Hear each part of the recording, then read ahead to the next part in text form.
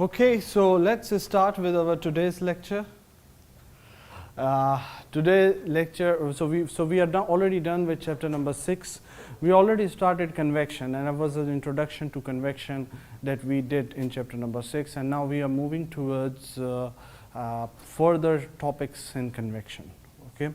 Now, the thing is that the base of the convection was the Newton's law of cooling. Okay, and you studied that the heat transfer by convection is given by Newton's law of cooling, and which says that Q is equals to HA delta T. Now, this law is not going to change. It's the base law. The way you applied it before is going to be applied now as well. Okay. Now, the only thing is that previously H was used to be given. Previously, H was used to be given. The convective coefficient of heat transfer is this much in all the numericals. Now, the only difference is that H is not given. So, now you have to find H, then use the formula to find Q. Okay. Now, H is the convective heat transfer coefficient, and it depends upon what kind of conditions and the scenarios are there under which heat transfer is taking place. So, suppose you have a flow and there is heat transfer between two fluids or a fluid and a solid such that you have a plate and the flow is occurring over the plate and the heat transfer is occurring. Now, in this case, it's kind of an external flow. Okay. So, if this is an external flow, then you're going to use the methodologies to find heat transfer coefficient for external flows. Okay. So, the H value you will use will be by using the methodology to find H value for external flows. Okay. Suppose if you have a flow inside a pipe and heat transfer is occurring because of that. Now, inside a pipe, it's surrounded by all the boundaries. So, it's an internal flow, it's not an external flow. So, if it is an internal flow, then you have to find the H according to the methodologies required to find H for internal flows, right? So, there are different possibilities. Suppose if it is not an external or internal flow, or it could be an external or internal flow, but if it is not forced convection, if it is a free convection, that means the flow which is occurring is not because of any external means, it's just because of the temperature difference, the buoyancy effect, and that's because of the buoyancy effect flow is occurring. Okay. In that case, you cannot use the methodologies of internal and external force flows. Then you have to use the methodology for the natural convection. Okay. Now, then you will use H corresponding to that methodology. Suppose if it is a boiling or condensation. Boiling or condensation is also a convective heat transfer, okay, phenomena. So then you have to use the possibilities and phenomena of finding H for boiling and condensation. So, the value of H, how do we determine? This is something very crucial, and this is something which is discussed from chapter number 7 till chapter number 11. That's it. So, the main formula remains the same, Q is equals to HA delta T. But how to find this H? If it is an external flow, then it is chapter number 7. If it is an internal flow, then this is chapter number 8. If it is a free convection, then it is chapter number 9. If it is boiling and condensation, then it is chapter number 10. If it is if it is a complete heat exchanger from one fluid to the other fluid, heat is being exchanged, then it's chapter number 11. So, all these chapters are only concerned in finding these H values. Otherwise, the main formulation, the base formulation for finding the heat transfer remains the same. Is it clear? So now we are going to focus ourselves. Right now we'll be in chapter number 7. So we're going to focus ourselves only for the flows which are external. Okay. So let's move ahead.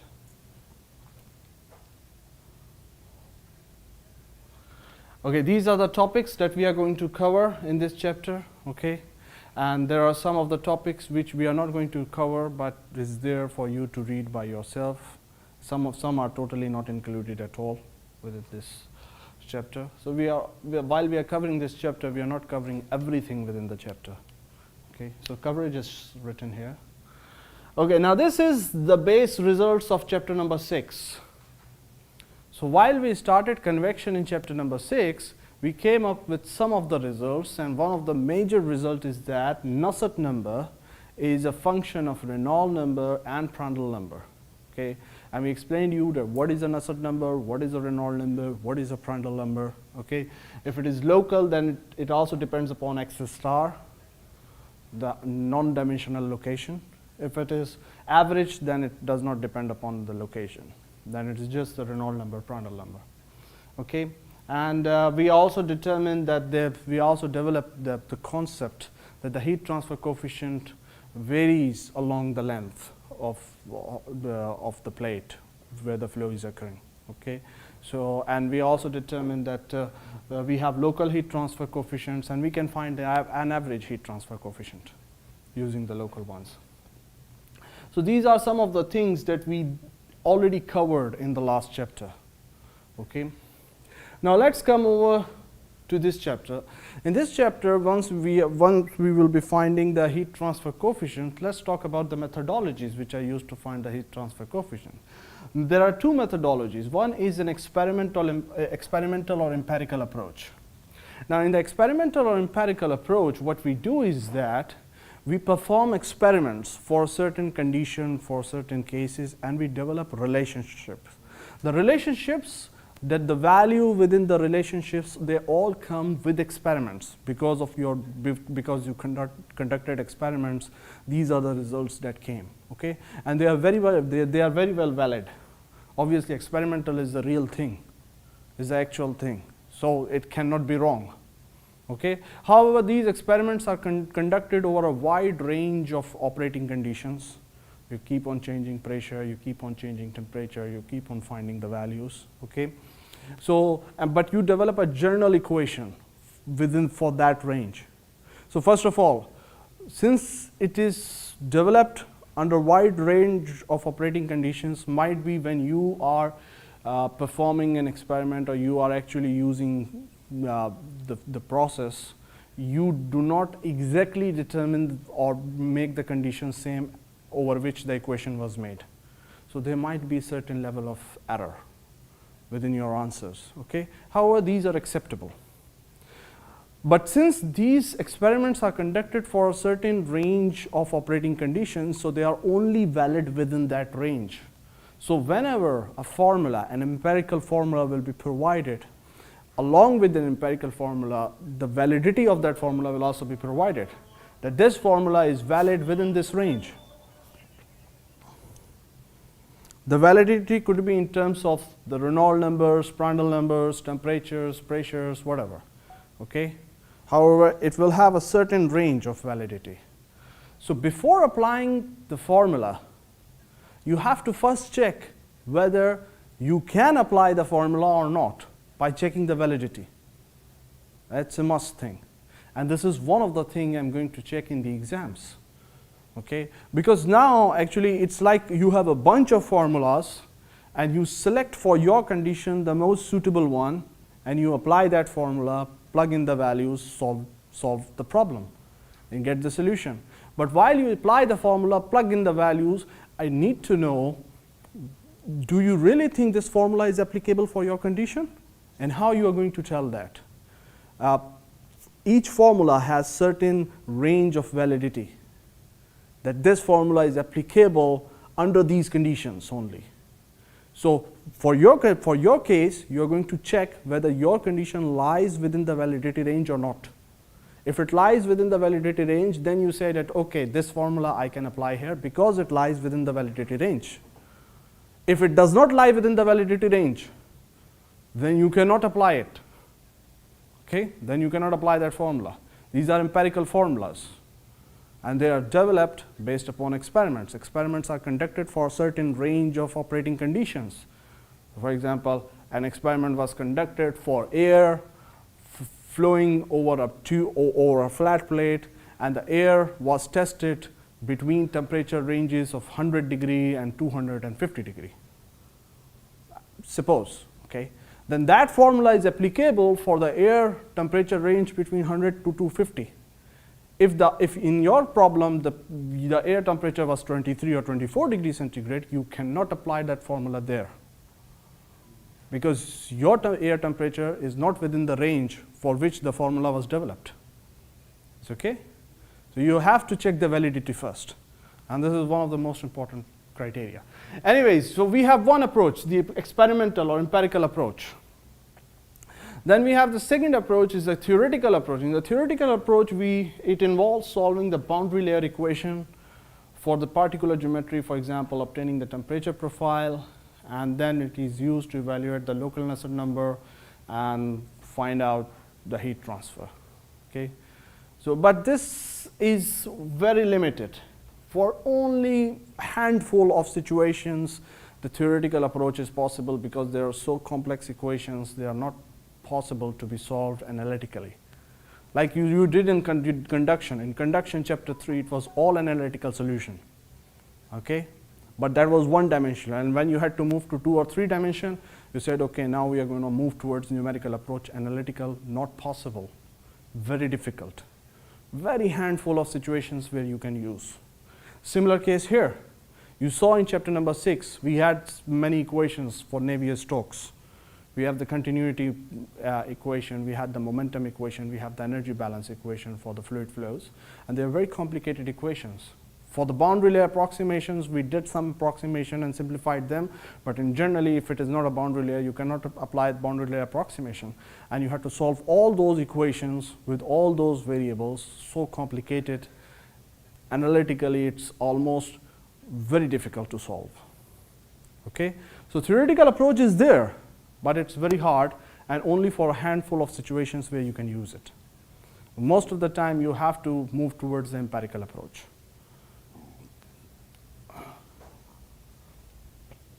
So in empirical approach, basically what is the thing? You need to find, all these formulas are there to find H, right? Now, in empirical approach, what you do is that you know Q. How you know Q? For example, you have a plate, and you say that the plate is dissipating some energy. Some heat is coming out of the plate. So what you do is that you actually supply the heat through the electrical heater. So amount of electrical energy supplied will be equal to the amount of heat rejected out of the plate. Okay? So you actually know that how much heat is being rejected out of the plate, because you know how much electrical energy you are supplying to the electrical heater, right? So Q in this case is known. You know Q. Then the plate is something for which the dimensions of the plate you already know. You make the specimen for experiment. So you already know that what are the dimensions of this plate. Okay? So the area of heat transfer is already something that is known.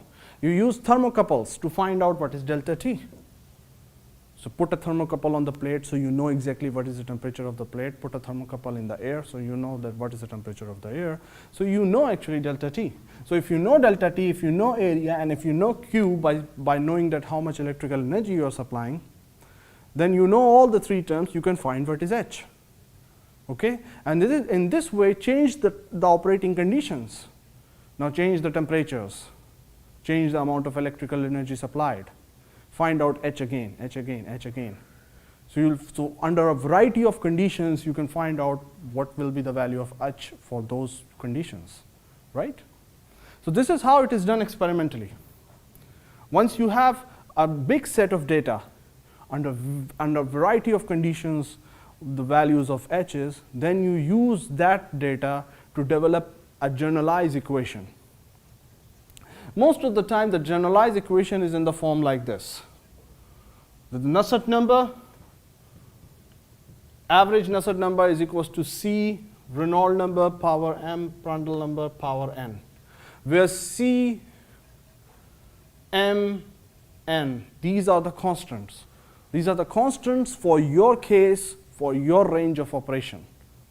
Okay? So you change the case, the constants will change. Okay? So you determine once you have a complete set of data, then you determine, you put them into this equation. Now how do we find the values of these constants, this is not the topic of this subject. Probably in the course of numerical methods or probability in statistics, you will determine that if you have statistical data, if you have a lot of data, how you fit them into a correlation. This is a mathematical thing. Okay? We are not going to go into that detail in this course. What we will have the final answers, final values, and these final formulas are provided to you in the book of formulas as well, that you are going to now keep on using again and again. Okay? Anyways, this will be the format of the empirical correlation most of the time, but there are many, many complicated formulas as well. You will go through them. Okay?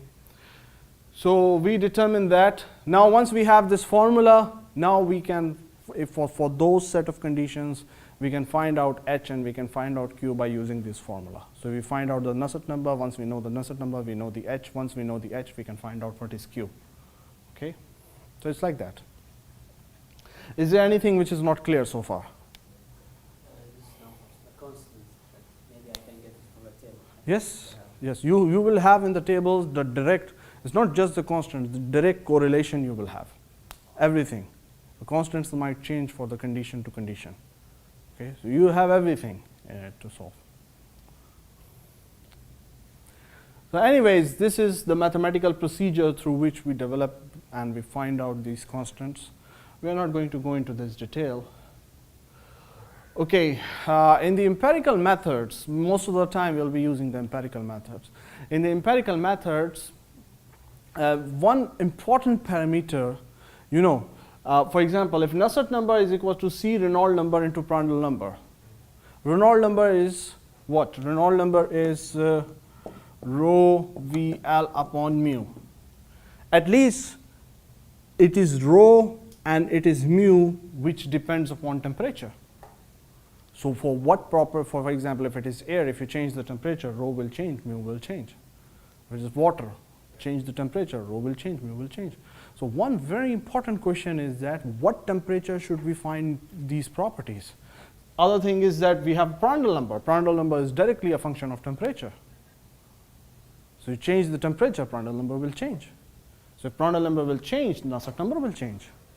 So one very, very important question is that what temperature should we use to find out these properties?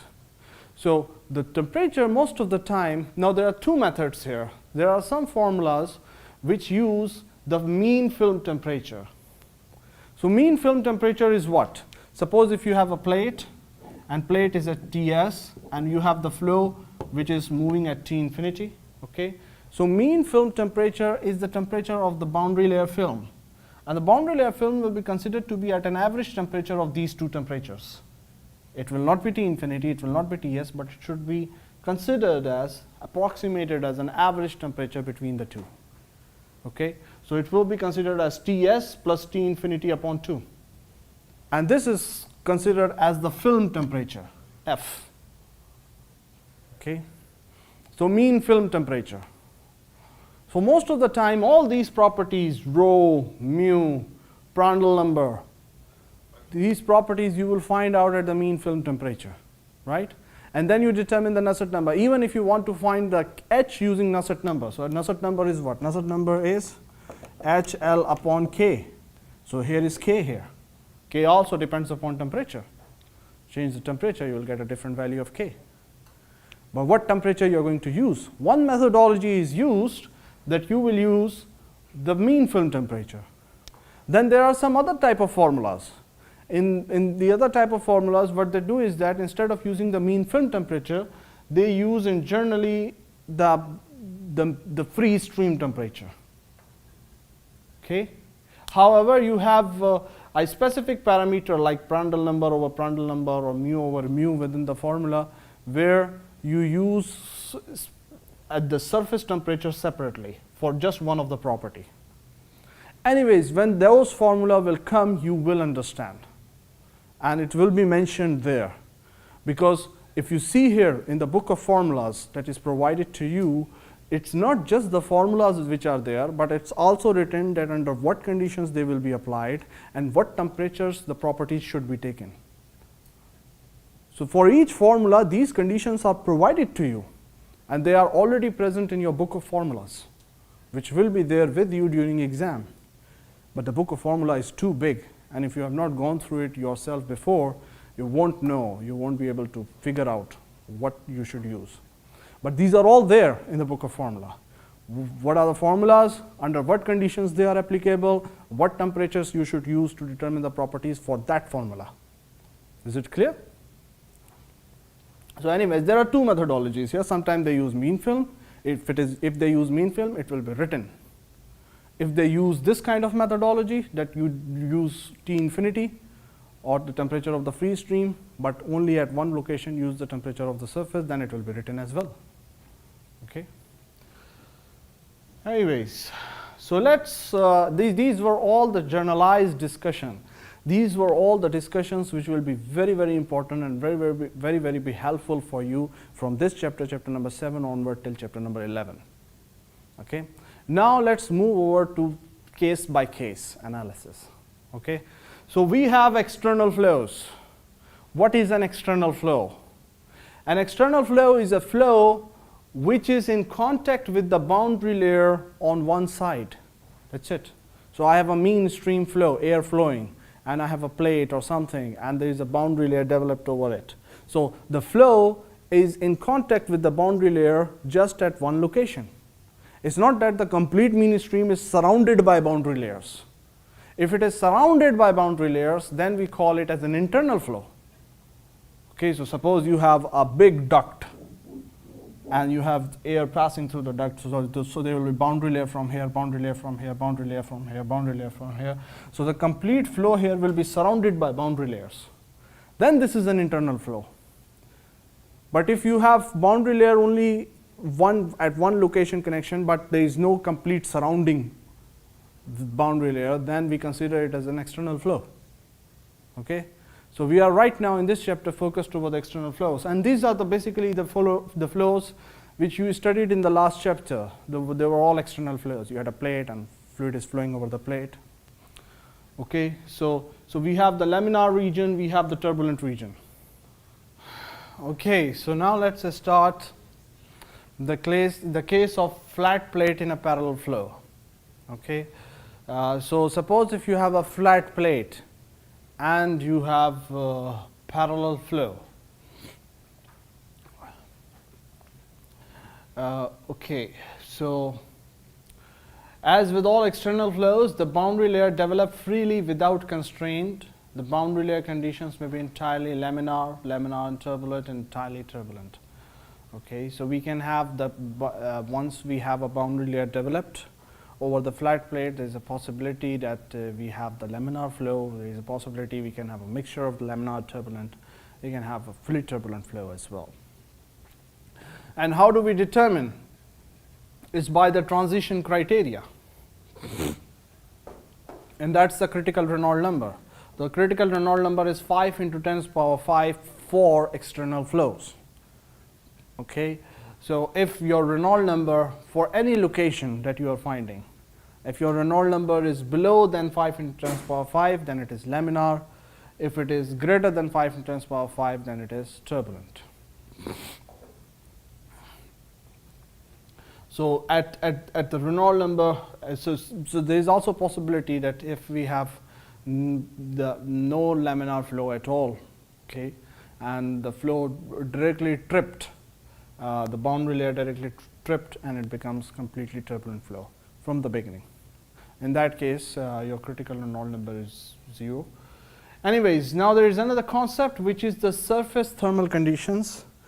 Look, suppose if I have a plate and I put the plate in the flow, okay, so what will happen is that the boundary layer will start developing from the leading edge. The boundary layer will start developing from the leading edge. Okay.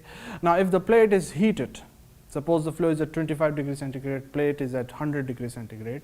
So not just the boundary layer which will start developing, it will be the velocity boundary layer and the thermal boundary layer. Both are going to start develop at the leading edge. Okay.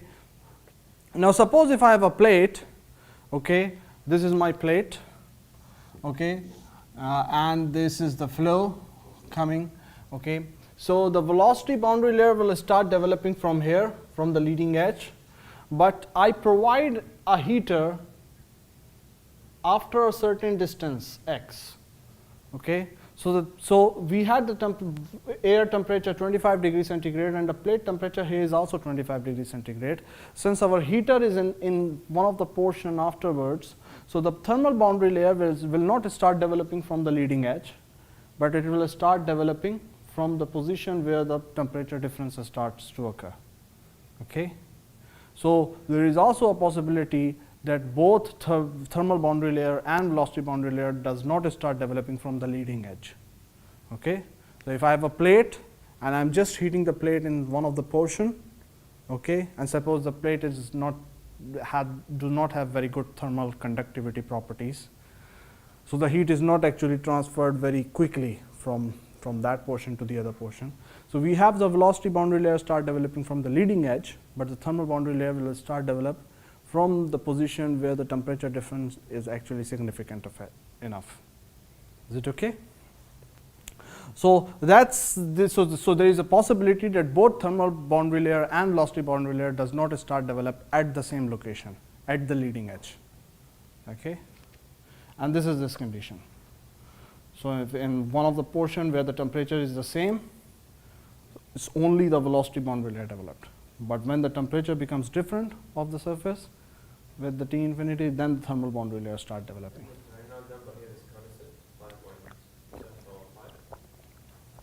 That's a critical Reynold number. Critical Reynold number is fixed. What location this critical Reynold number is reached is a different thing, but critical Reynold number itself is fixed, and this is for external flows. This formula and these values are provided to you in the book of formulas. Okay. But is there a possibility that the velocity boundary layer and thermal will start together? Yes, yes. Suppose if the complete plate is heated, then the velocity boundary layer will start from here and thermal boundary layer will also start from here, if the complete plate is heated, okay. So it's about the disturbance. What is the point when the disturbance is occurring, okay. So if the disturbance is occurring at whatever the location, at that location, the thermal and velocity boundary layer will start. Okay, now these are some of the formulas. These formulas mostly are developed. These are not the empirical formulas. These are developed by theoretical means. We are not going to go into the detail that how theoretically, analytically we develop these formulas. We just have the end results. But we are going to use these end results, and these end results are provided to you in the book of formulas. You can check it out, okay. So suppose if we have a laminar boundary layer. So these formulas are applicable if we have a flat plate and laminar flow. If we do not have a flat plate, these formulas not applicable. If we have a flat plate but we do not have a laminar flow, these formulas are not applicable. So these formulas are applicable only if you have flat plate and laminar flow, okay. Boundary layer thickness. You know what is boundary layer thickness? Boundary layer thickness is the thickness of the boundary layer, okay. Boundary layer thickness is given by this formula. 5 multiplied by x, x is the location because boundary layer thickness will vary with x, okay. 5x divided by Reynold number at that location. Reynold number at that location. So when we say Reynold number, it's rho VL upon mu. So we consider this as total. But if we have Reynold number at a specific location, then instead of L we put x, and then instead of L here we put here x, okay. So Reynold number at that location, power half. This will give you the boundary layer thickness.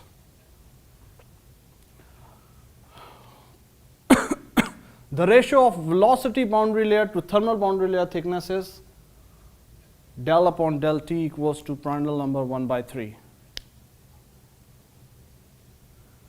Prandtl number is this. Formula already known. Friction coefficient. Friction coefficient is 0.664 Reynold number power negative half. It's okay. Average friction, this was the local friction coefficient. This is the average friction coefficient. Average friction coefficient is 1.328 Reynold number power half. Okay. Nusselt number, very important. Local Nusselt number, 0.332 Reynold number power half, Prandtl number power 1 by 3. Average Nusselt number, 0.664 Reynold number power half, Prandtl number power 1 by 3. But here, if you see here, some condition is given. Suppose if you have a flow for which the Prandtl number is less than 0.6, then you cannot apply these equations. So for these equations, what are the conditions? First of all, laminar flow, flat plate, and for the flow, the Prandtl number should be greater than or equal to 0.6. If none of the if any one of the three conditions does not meet, then you cannot apply this formula. Is it clear? In the exams, I can test you in this way. I'll give you a condition where you think this formula is applicable, but maybe the condition of the air I have provided, once you find the Prandtl number, you find that the Prandtl number is less than 0.6. And if you apply the formula there, then you are wrong. You have to tell that no, we cannot apply the formula here because it does not satisfy the condition. Is it clear? Suppose if I give you a numerical, where the condition was satisfied and you applied the formula, but you did not write it in hand. If you did not write it with hand that I check the boundary condition and I check the validity and it's valid, then I will still deduct mark because I assume that you did not check. You cannot apply the formula until and unless you check that validity. So while solving problem in the exam, you have to write it in handwriting. That validity checked, Prandtl number greater than 0.6. Then understandable that you apply this formula, okay. Maybe your question solution is completely correct.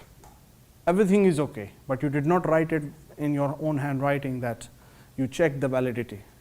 Then I'll deduct mark. Is it clear?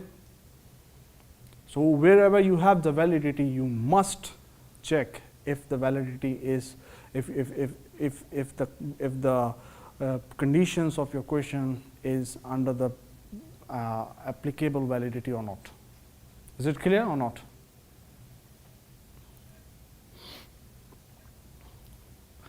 Suppose if we have the turbulent conditions, or that all those formulas in the previous slide was for the laminar. If we have the turbulent, then for the turbulent, the boundary layer thickness formula is this. Not 5x divided by Reynold number power half, then it is 0.37x Reynold number. So if you see here, the formulas are here. You will have the value of x, you have nothing to do, just pick the formula and put the values. It's easy, but you have to know which formula to pick. Is it clear? Because there are tons of formulas. So flat plate, turbulent flow, boundary layer thickness is this. Ratio of velocity to thermal boundary layer, they are same. If you have the turbulent flow, then the thermal boundary layer thickness will approximately be the same as velocity boundary layer. Is it clear? Friction coefficient. But there is a condition here that the Reynold number for the case you are considering, even if you are talking about the turbulent flow, okay, it should be between the critical Reynold number and 10 to the power 8. No, not 5 multiplied by 10 to the power 8 means 10 to the power 8 means 1 into 10 to the power 8. Okay? Yes. Between 5 into 10 to the power 5 to 10 to the power 8. Is it clear? If it is between this range, this formula is applicable. Is it clear? Because they found this formula under using empirical methodologies, and they tested it for these conditions, these set of conditions. Okay. Nusselt number is equals to Stanton number into Reynold number into Prandtl number, okay? Or you can directly write this formula. It's 0.0296 Reynold number power 4 by 5 Prandtl number 1 by 3. Is it clear? Where the Prandtl number is between this range, 0.6 to 60. Should be less than 60 or equal to 60. Should be greater than 0.6 or equal to 0.6.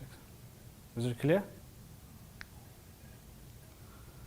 So if you have the turbulent boundary condition, if you have the turbulent flow, then these are the formulas. If you had the laminar flow, then the previous page was the formulas. Okay? And all of these formulas are provided to you in the book of tables. Okay? It's better to go through these formulas in the book of tables so that you know where they are, so that you do not get into trouble in the solution procedure.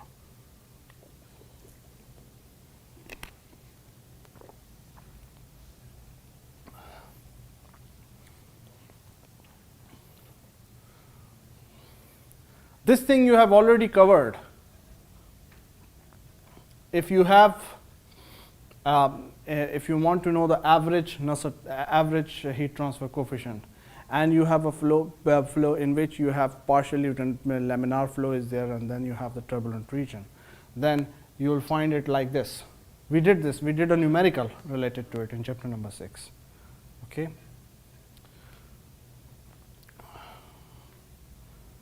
So, however, okay, so if the Prandtl number is between this range and Reynold number is between this range, then the average skin coefficient will be find out using this formula, and the average Nusselt number will be find out using this formula, where A is 871. In this formula, you are using A here. Okay. So, anyways, these formulas are also given there in your book of formulas.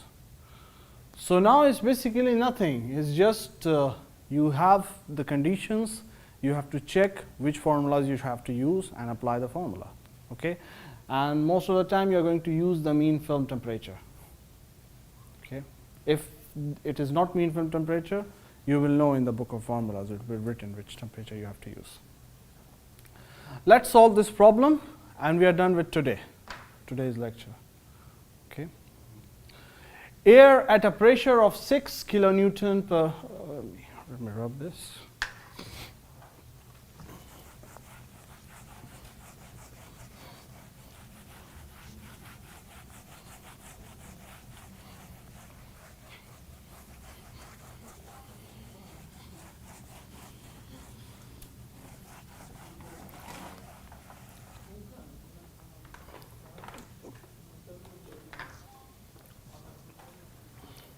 We have air which is at a pressure of 6 kilonewton per meter square.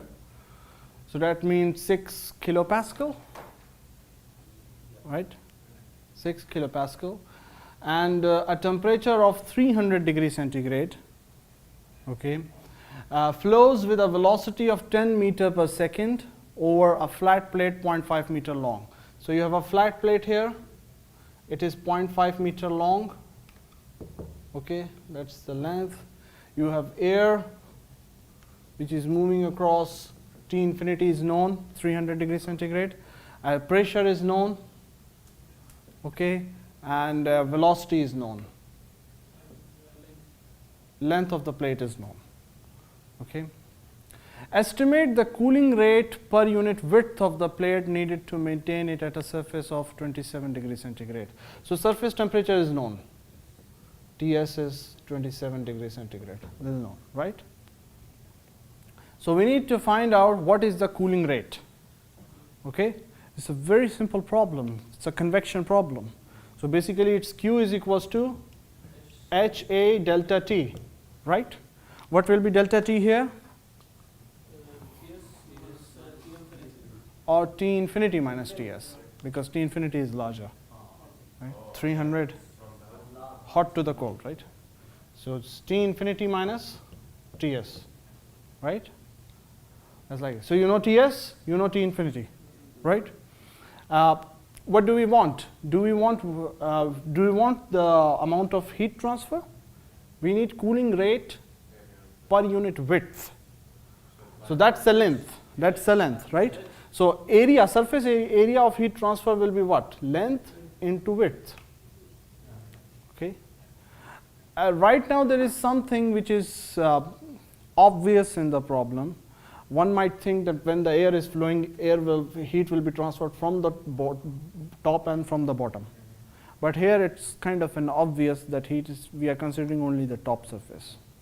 Okay? We are considering only the top surface. But anyways, it should be written here as well. Heat transfer is only from the top of the surface. Otherwise, you have to multiply by 2, right? So, but here it should be mentioned in this problem. It is considered as an obvious thing, but it's not obvious. It should be written here. If, for example, if I give this question in the exam, I will write that the plate is insulated at the bottom and heat transfer is only from the top surface. Okay, then it makes sense that you know that there is no heat transfer from the bottom. Is okay? So anyway, so here the surface area, the area of heat transfer, okay, from where the heat transfer is occurring, will be length into width. Okay, so we don't want Q, we want cooling rate per unit width. So we need Q upon W. Okay, this is the thing that we need. Okay, so let me remove W from here.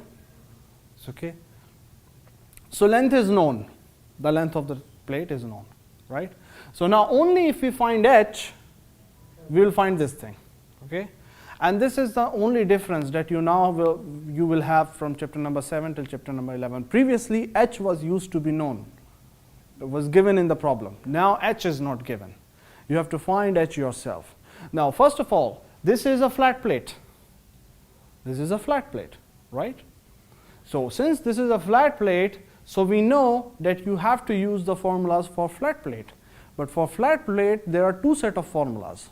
One for laminar flow, one for turbulent flow. Let's see that for the complete plate, will it be a laminar flow or turbulent flow? Okay.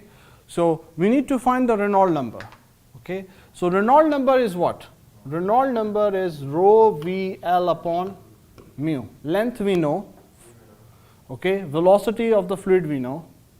Rho and mu, or I can say that directly I can write here nu.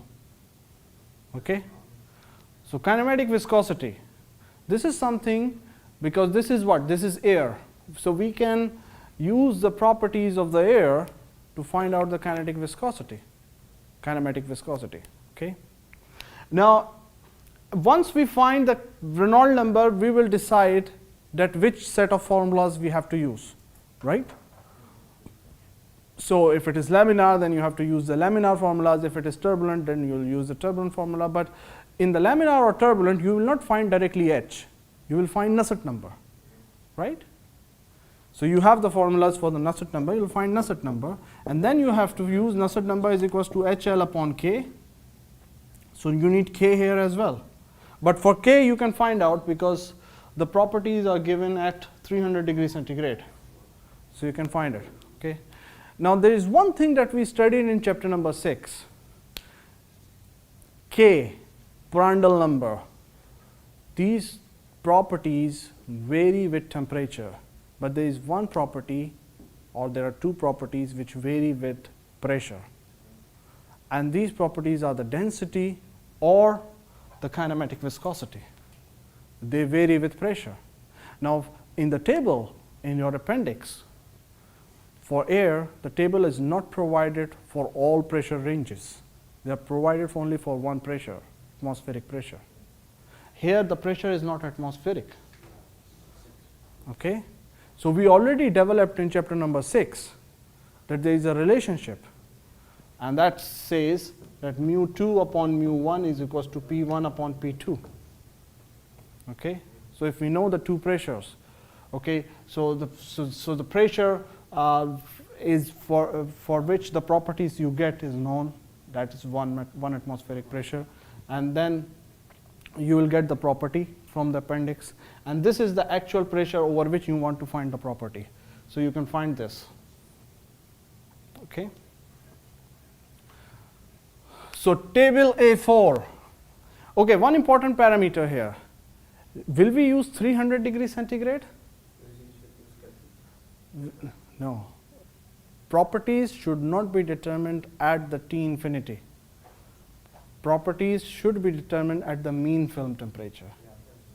And mean film temperature should be the average between T infinity and T surface. So all the properties that you are going to find will not be at T infinity, they will not be at Ts, they will be at Tf. And Tf is equals to T infinity plus Ts by 2, right? So in this case it will be 300 plus 27, so 327 divided by 2 will be 163 something. So in Kelvin it will be 437 Kelvin. Okay, so you will get the properties at that. And at pressure 1 atmosphere, you get the mu value for air, K value for air, Prandtl number for air. These properties you get for air. As noted in example 6.6, the properties of K, Prandtl number, Cp and mu may be assumed to be independent of pressure. However, for an ideal gas, the kinematic viscosity is inversely proportional to pressure. Okay? It varies with pressure. Okay? Hence, the kinematic viscosity of air at 437 will be, so we find the kinematic viscosity this using this formula. Is it clear or not? So that was the pressure, that was the atmospheric pressure. Okay?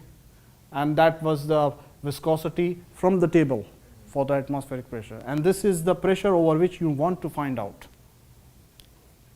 Okay? So it's mu2 upon mu1 equals to P1 upon P2. So your mu2 will be what? Mu2 will be mu1 into P1 upon P2. Okay?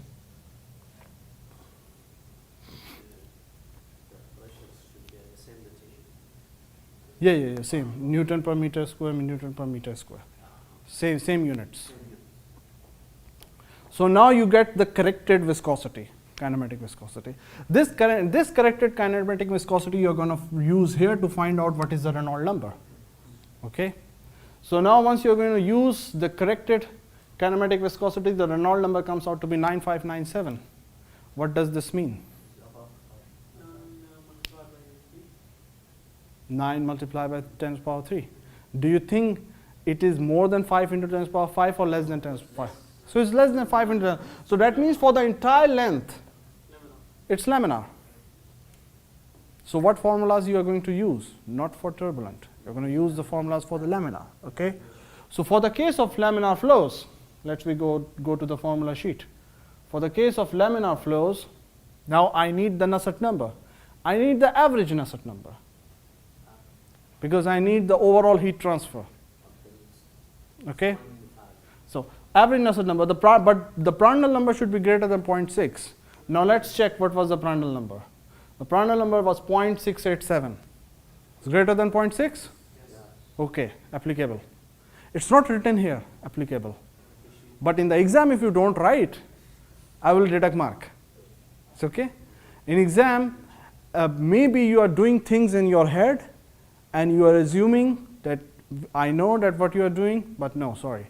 I will only consider what you have written on the paper. So do things in your hand, but you also have to write things on the paper. Okay? So I have to know that you check the validity. So you have to write just a small one sentence. Validity checked, it's greater than 0.6. Khalas. So now I know that you checked the validity. Is okay? So the validity you checked, now I can apply this formula. Okay? So Prandtl number you know from the properties. Reynold number you determined. Just determine the Reynold number. Okay? And that's just put the values, you get the Nusselt number. It's okay?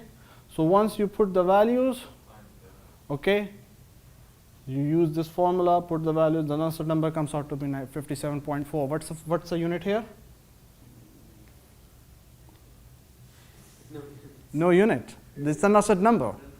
It's a dimensionless number. In the whole equation, there are no units. Reynold number, Prandtl number, Nusselt number. No units. Okay. Then you use the Nusselt number formula. Nusselt number is equals to HL upon K. Okay. So you can find what is H. Okay. So you know the Nusselt number, you know L, you know K. Okay. So you will find what is H. H is now 4.18. Now you know H and you substitute the value of H here, you will find what is Q upon W. Is it clear? So it's like the similar kind of problems you have been doing before, but previously H was given. Now H is not given. First find the H, then solve it in a regular way. Is it clear? So once you do this, you will find out what is the cooling rate. It's 570 watt per meter. Why the unit here watt per meter? Per unit width. Okay. And with this, we complete the external flow over flat plate. External flows could be on flat plate, could be on a tube, pipe, okay, could be on a sphere if I have a ball and the external flow is occurring over the ball. So for the spheres, for the cylindrical tubes, pipes, we're going to start from the next topic. Okay. So chapter 7 part 1 is done here. Is it clear? Is there anything which is not clear? Is there anything that you do not understand? It's really not that difficult, but the thing is that you have to go through it yourself. You just need to know how to apply the formulas, under what conditions. For example, I myself, while doing the lecture, I did a mistake. All the time I was saying that we will take the temperature T infinity to find the properties, right? And then when I saw the lecture slide, I remembered that no, we do not have to use T infinity for finding the properties. We have to use TF. So if I can do this mistake, you might also do this mistake. But my mistake, there will be no marks deducted. Your mistake, there will be marks deducted out of it. Is it clear? So there is no margin of doing any mistake for you guys. So, alhamdulillah, our lecture for chapter number 7, part 1 is over. Now chapter number